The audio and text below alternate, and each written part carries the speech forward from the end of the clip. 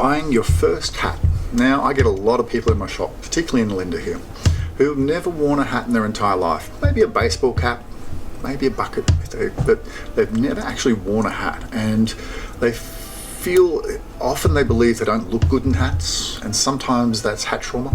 There's been some time in their life where some dickheads told them they look stupid in a hat, and that has stuck. And I've had people who've remembered being 6 years old and their dad told them they look like an idiot.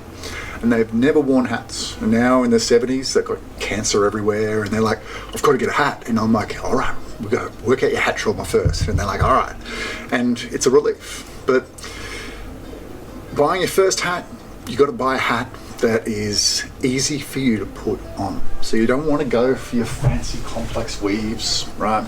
This is a fantastic hat, but not for a first hat, right? Unless you really love it. And often people will buy like their dream hat, which isn't a practical hat, it isn't the right hat, it isn't general enough for them to pull it off. And you've got to be able to pick it up. In the morning, you get up, am I going to put that hat on my head without any worries whatsoever? Do I feel completely comfortable with it? And that is the most important thing for buying your first hat. The other thing is you've got to choose a hat that's right for your purpose, right? And you've got an idea in your head of what a hat should be, and does that match up with your lifestyle? Like if you're just hanging out in nightclubs, well, shorter brooms are better, right? If you're going to be walking through the forest, well, I'd go a little bit wider and probably get a hat that can hide the dirt, right? There's lots of options there.